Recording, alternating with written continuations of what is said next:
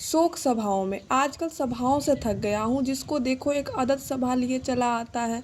चुनाव सभा, गरीबी हटाओ सभा, महंगाई के खिलाफ सभा, स्वच्छता के लिए सभा, लोकल गाड़ियों में भीड़ कम कराने के लिए सभा, किसी को मक्खन लगाने के लिए सभा, किसी के अभिनंदन के लिए सभा, किसी को महान सिद्ध करने के लिए सभा, किसी साहित्यकार की मिट्टी खराब करने के लिए सभा, किसी की निंदा करने के लिए सभा। महिलाओं का भी सभा संयोजन पीछे नहीं है।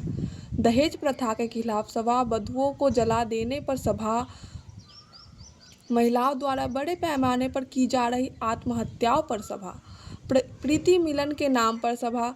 कहने का मतलब देश की सारी समस्याएं काल और गति दोनों सभाओं के इर्द गिर्द भटक रही है, चक्कर लगा रही है।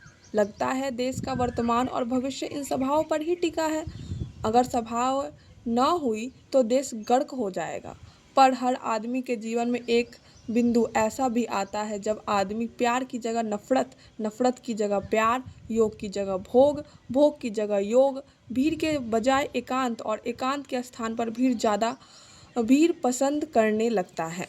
मेरा मन भी उस संपृक्त बिंदु तक पहुंच गया है। कथित घोषित सभाओं की भीतरी गंदगी से मुझे उब आने लगी है और एक दिन मैंने तय कर लिया कि अब से किसी सभा में नहीं जाऊंगा। जब पत्नी को यह निर्णय सुनाया तो वह नाराज हो गई। बोली, कैसे हो तुम? अगर तुम सभाओं में नहीं जाओगे तो सभाओं का श्रृंगार कैसे होगा? इतने बड़े आदमी हो, सामाजिक स्टेटस है, आखिर इसका ख्याल कीजिए। पत्नी का मुझे शोभोन्मुख करने के पीछे रहस्य है। सभाओं के बहाने उन्हें एक तो अपनी लेटेस्ट डिजाइन की साड़ियों और प्रसाधनों के प्रदर्शन का अवसर मिल जाता है। दूसरा यह कि लोग मेरे बारे में कहते कहते उनके संबंध में कह देते हैं कि इन्हीं के कारण आज मैं एक गौरवमय स्थिति तक पहुंचा हूँ। इनकी महानता के मूल में इनकी पत्नी का सक्रिय सहयोग है। खैर, जब पत्नी ने काफ़ी जिद की तो तब हमने यह तय किया कि जाना भी होगा तो सिर्फ शोक सभाओं में जाएंगे। उसमें आदमी किसी स्वार्थवश नहीं बोलता, दिवंगत के प्रति अभद्र शब्दों का प्रयोग नहीं करता, किसी तरह की बुराई नहीं करता, कोई पैंतरेबाजी नहीं करता, क्योंकि दिवंगत से उसका कोई स्वार्थ नहीं सधता। हम शोक सभाओं की अच्छाइयों पर विचार कर रहे थे कि इस नए संकल्प को कार्यान्वित करने का अवसर आ गया। हुआ यह कि हमारे कॉलेज के एक वयोवृद्ध प्रोफेसर भगवान को प्यारे हो गए। भगवान का प्यार किसे मिलता है? इसके लिए कठोर साधना, तपस्या और त्याग करना पड़ता है। पर उन पर भगवान का अनुग्रह देखो कि वे बैठे बैठे भगवान को प्यारे हो गए। सूली ऊपर पिया की सेजी थी और तकदीर मीराबाई से तेज थी कि उनका पिया से मिलन बिना किसी परेशानी के हो गया। उनके लिए शोक सभा का आयोजन किया गया। कक्षाएं स्थगित कर दी गई थी। कॉलेज की कैंटीन भी बंद कर दी गई थी। वातावरण में अपेक्षित गंभीरता थी।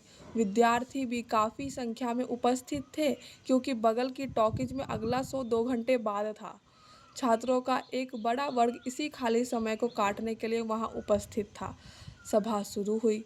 सभी वक्ताओं ने अपनी उनकी तारीफ की।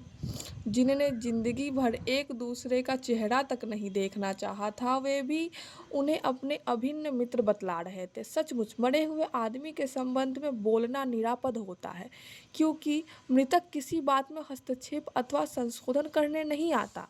अखबार में भूल सुधार नहीं छपवानी पड़ती। दिवंगत के बारे में जिसने जो कहा वह लास्ट एवं फाइनल होता है। अंत में प्रिंसिपल महोदय ने स्वर्गीय प्रोफेसर की उदारता, महानता, कॉलेज के कार्यों के प्रति निजी दिलचस्पी, कर्तव्यपरायणता, विद्यार्थियों के बीच उनकी लोकप्रियता पर एक लंबा भाषण दिया। मैं चकित था कि दिवंगत की इतनी इतनी महानताओं, विशेषताओं से परिचित होने पर भी प्रिंसिपल साहब ने न उन्हें कभी बढ़िया ग्रेड दिया और तो और 1 या 2 इंक्रीमेंट भी कभी नहीं दिए। उनके द्वारा की गई तारीफ से मैं भीतर ही भीतर डर रहा था कि कहीं ऐसा ना हो कि मृतक की उदारता के नाम पर कॉलेज उनका प्रोविडेंट फंड ही डकार जाए। भाषण समाप्त करते करते उन्होंने कहा कि निकट भविष्य में इनके स्थान की पूर्ति होना संभव नहीं है। मिश्री लाल जी विशेष रूप से इस सभा में सम्मिलित हुए थे। प्रिंसिपल के भाषण का अंतिम वाक्य सुनकर उनका मुंह उतर गया। वे बहुत उदास दिखाई देने लगे। वे कुछ फुसफुसाए, मैं समझ नहीं पाया। अन्य सभाओं में लोग दहाड़ते, गुर्राते हैं या तलवे चाटते नजर आते हैं। क्षमा तलवे चाटते नजर आते हैं और शोक सभा में आप अधिक से अधिक केवल फुसफुसा सकते हैं। मिश्री लाल जी उदास थे। मुझे लगा कि स्वर्गीय की याद उन्हें परेशान कर रही है। उन्हें ढाढ़स बांधने के लिए मैंने उनसे कहा, मिश्री लाल जी इतने उदास और परेशान क्यों हैं? वे अपनी आयु को जीकर रुखसत हुए हैं, फिर मृत्यु पर किसका वश चलता है? दुखी होकर भी आप उन्हें फिर नहीं लौटा सकते। आपको परेशान देखकर उनकी आत्मा को दुख ही होगा। वे बीच में ही बोल उठे, अरे नहीं नहीं, यह बात नहीं है। पर तुमने सुना नहीं प्रिंसिपल क्या कह रहे थे?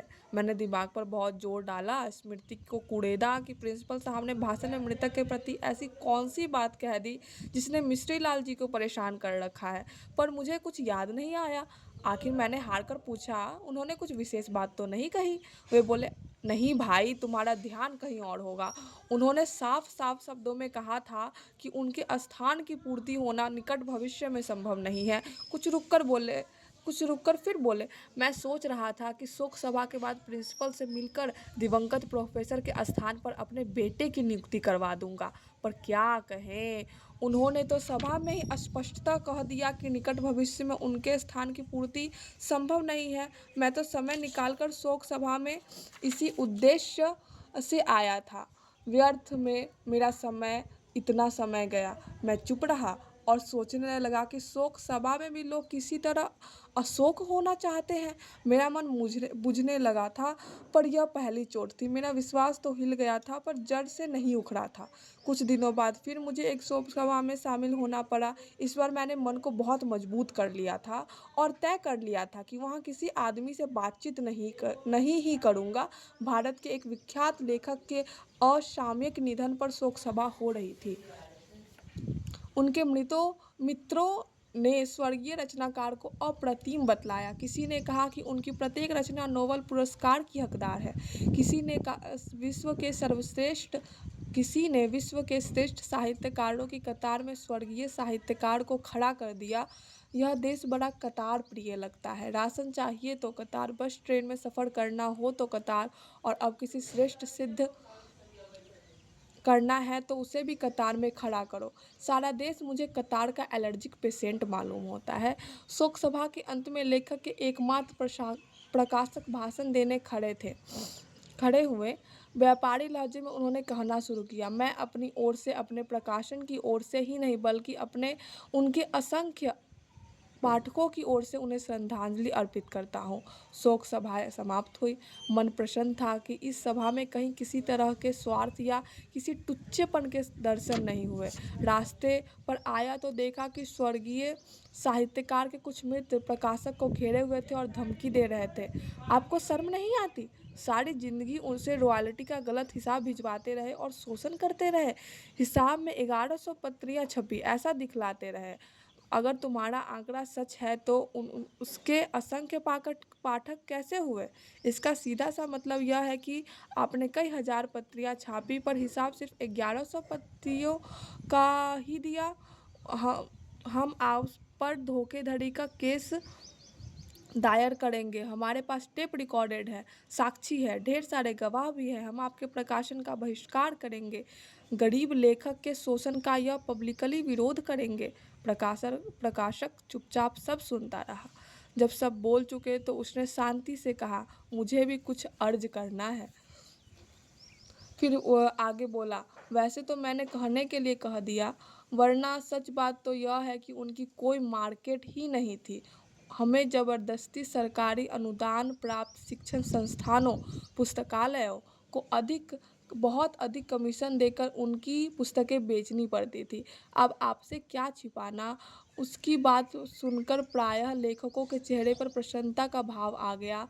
लगा जैसे उनमें कोई नया विश्वास आ गया हो। उनमें से एक बोला, तो ऐसी बात है, यही हम सोच रहे थे कि आखिर उसकी इतनी पुस्तकें बिक कैसे जाती है, जबकि हमें अपनी कितनी ही पुस्तकें उपहार स्वरूप मुफ्त में देनी पड़ती है, पर इस पर उनकी बिक्री नहीं बढ़ पाती। समाचार पत्रों में, आकाशवाणी तथा दूरदर्शन पर रिव्यू की व्यवस्था भी बिक्री नहीं बढ़ा पाती। मैं अब तक खड़ा खड़ा सुन रहा था, मन ही मन कुछ गुन रहा था। मुझे लग रहा था कि मुझसे निर्णय लेने में कहीं कोई गलती हो गई है। सचमुच अब कोई सभा जाने लायक नहीं रही। मैं तय कर लेता हूँ कि अब चाहे कुछ भी हो जाए, मैं अब किसी शोक सभा में नहीं जाऊंगा। पर एकाएक मेरी छठी इंद्रिय काम करने लगी। उसने सावधान किया कि मियाँ, अगर तुम दूसरों की शोक सभा में नहीं जाओगे तो फिर तुम्हारी शोक सभा का क्या होगा।